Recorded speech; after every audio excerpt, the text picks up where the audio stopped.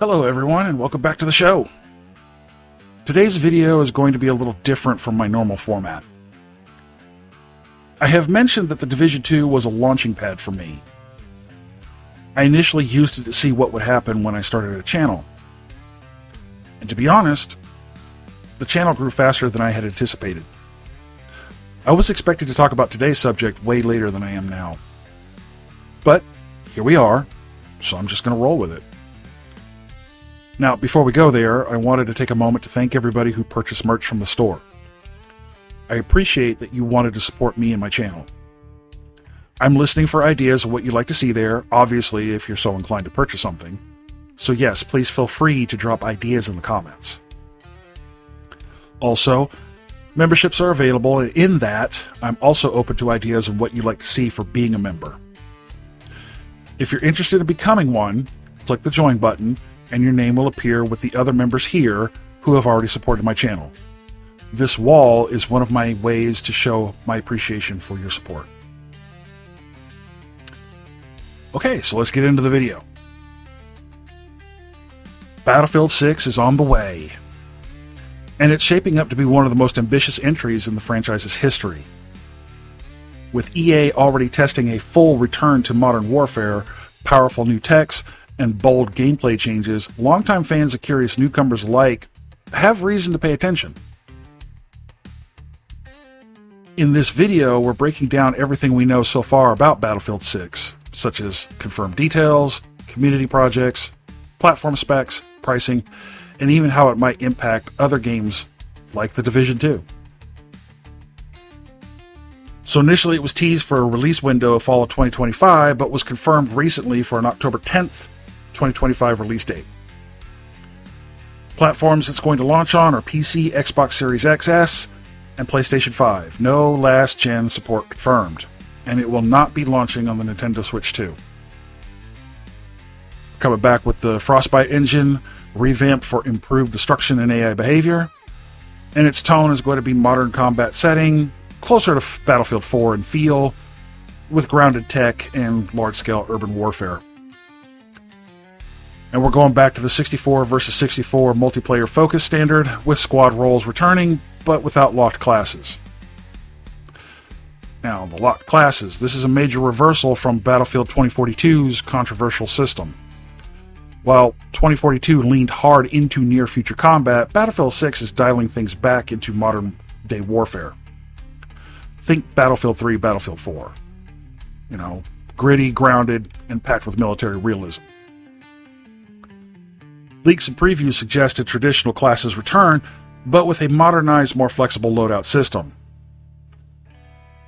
Unlike Battlefield 2042's unpopular specialist system, Battlefield 6 returns to the classic class system, but not in a rigid way. Loadouts are expected to be highly customizable, meaning casual players and veterans alike can experiment without being shoehorned into a rigid role. This flexibility may be what pulls casual players and shooter fans from titles like Call of Duty, Overwatch, even The Division. Specialists are gone. Players can now freely choose weapons, gadgets, and roles. Class kits like Medic, Engineer, Recon are modular. You choose what fits your playstyle.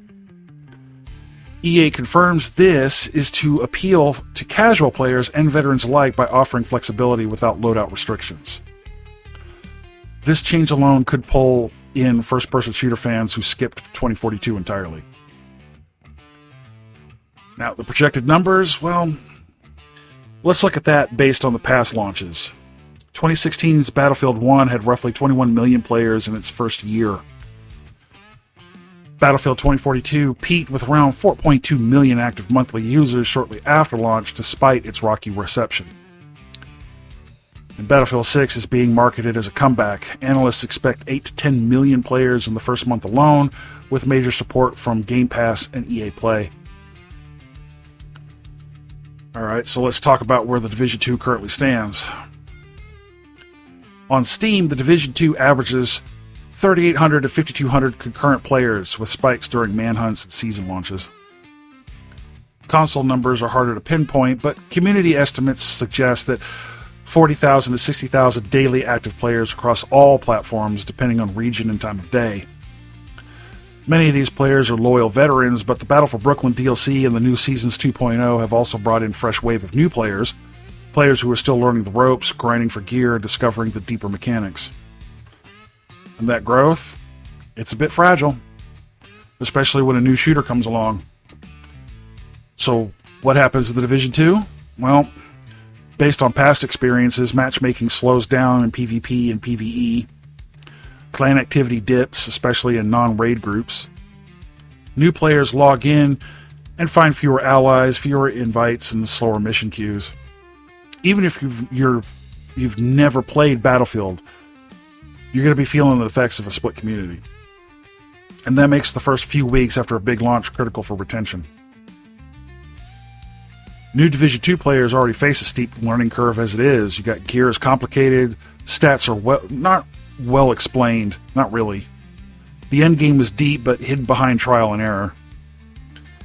If they also have to deal with a less active group, empty lobbies, and invisible matchmaking pools, to be honest, they're just going to start dropping off. Not because the game's bad, but because the momentum wasn't there to keep the players hooked. So with the coming of Battlefield 6, they're bringing a free Battle Royale mode. This is launching alongside and shortly after the main game. Now, the free-to-play Battle Royale mode is reportedly set in a decimated version of California. This mode is being designed to compete directly with Warzone and Apex Legends. Now, there's a new mechanic being introduced to the new mode. It's called Oversight Terminal System. When a player dies in the Battle Royale, they're not entirely out. The new Oversight Terminal mechanic allows dead teammates to monitor the battlefield and provide real-time intel to surviving squad mates. This adds a tactical twist to the usual Battle Royale formula, perfect for players who enjoy strategic play over run-and-gun chaos. Here's what we know so far. The setting is in Northern California, abandoned tech campuses, overgrown highways, and disaster zones. The player count is likely 100 plus, but that's not confirmed yet.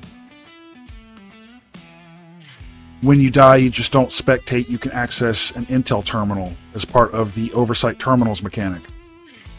You can mark enemies, scan terrain, and alert teammates. So you become a support ghost, a concept similar to Rainbow Six's Spectre mode. This system is built to reward team play, even after death, giving squads a reason to stay engaged instead of rage quitting.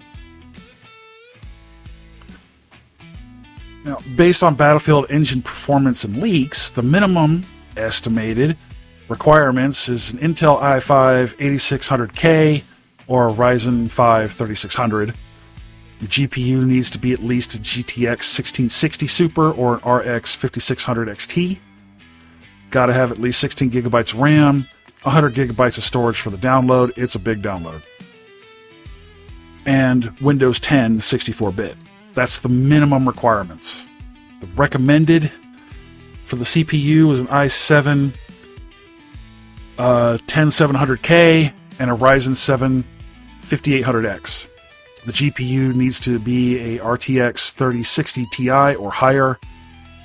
32 gigabytes of RAM. An SSD is strongly recommended. And ray tracing support is expected, but optional. Alright, pricing. Now, I was able to... the intrusive thoughts won over and I pre-ordered. Yes, I'm very well aware of the controversy of that, but I pre-ordered. I was offered two editions. Standard edition, which is $69.99. That's the base game and plus early access to the beta. Then there's the Phantom edition, the one I bought, which is the base game, year one pass, which included new operators, maps, cosmetics, extra customization bundles. There's an alleged Ultimate Edition, pricing out at about $129.99. Everything in the Phantom edition, but it comes with the exclusive Founders Pack skins, digital art book, and soundtrack, additional Battle Pass XP boost, and a couple of other things. But I didn't see anything there, but I wasn't really digging that far. So I'm pretty sure it's there. I just didn't find it on a cursory glance. Now, included with your EA Play Pro, you get full access on day one, also available through Game Pass Ultimate via EA Play for Standard Edition access. Even if you're not planning to buy Battlefield 6, this title could pull players away from The Division 2, especially in PvP and casual groups. Why? Well, looser class restrictions means less pressure for newer players. Fast-paced drop-in modes offer lower barrier to entry. Free Battle Royale would bring massive day one numbers. If you play The Division 2 solo, you may not feel it. But if you run raids, conflict, or matchmaking, expect quieter lobbies, slower queues, and distracted clans. While EA hasn't confirmed official pre-order numbers, we can extrapolate Battlefield 2042 had over 7 million players in its first 6 weeks. Battlefield 5 reached 20 million lifetime players. 20 million. If Battlefield 6 opens strong, it could easily siphon off active players from competing titles. Again, like Call of Duty, Warzone, The Division 2, all of them.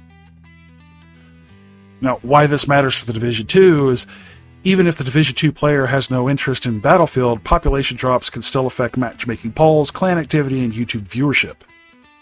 Less traffic equals fewer newcomers, equals slower PvE and PvP lobbies.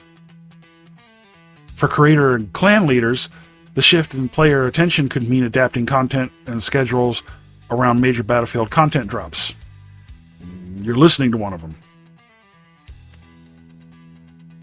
To understand how big this launch could be, you only need to look at the current PC multiplayer servers. Battlefield 3 and Battlefield 4 still have active servers in 2025. Thousands of players log in daily.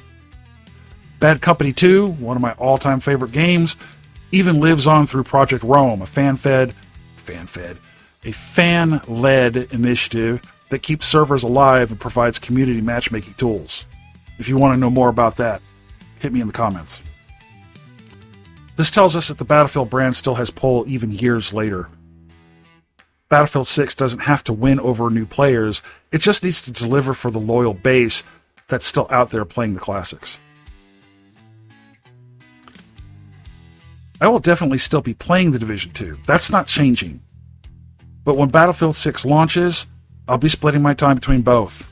So, expect coverage, gameplay breakdowns, and possible crossover community events. Battlefield 6 is more than just another shooter, and it's shaping up to be DICE's redemption arc. It represents a course correction for a beloved franchise, a return to form, and a glimpse into what large-scale tactical multiplayer can look like on modern hardware.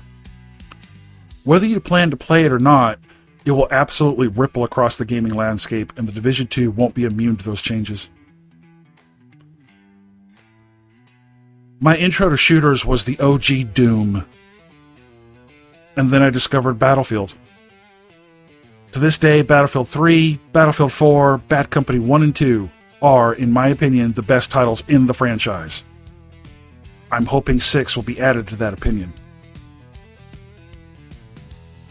I am also interested in this new Ghost Recon title Ubisoft has recently announced. As of the time of this video, it's slated for a 2025-2026 launch window, and I'll be keeping an eye on those developments as they come. I hope to have a good balance of these 3 games on this channel, and I hope that you stick around for it. If you're staying in The Division 2 full-time, great. We need you. Ubisoft have a massive claim to be working on The Division 3, and I am all for that. And if that launches, I will cover that too. And now we come to the part of the video where I leave the conversation to you. Let me know in the comments. Will you be playing Battlefield 6, or are you sticking with The Division 2 no matter what? Does this free Battle Royale mode interest you at all? And how do you think this launch will affect The Division 2? Are you planning to give Ghost Recon a shot? And do you think these 3 big AAA launches should influence how Ubisoft updates Division 2 or their approach to The Division 3? I hope you enjoyed this video, especially for those of you considering the game, new to the franchise or not. Hit the like button, become a subscriber. Membership info is available on the join button. We're on X and Discord. Clans are on PC, PlayStation, and Xbox. And as always, thank you for watching. I will have some more Division 2 and Battlefield 6 content coming soon. And until the next one, this is Hannibal, signing off.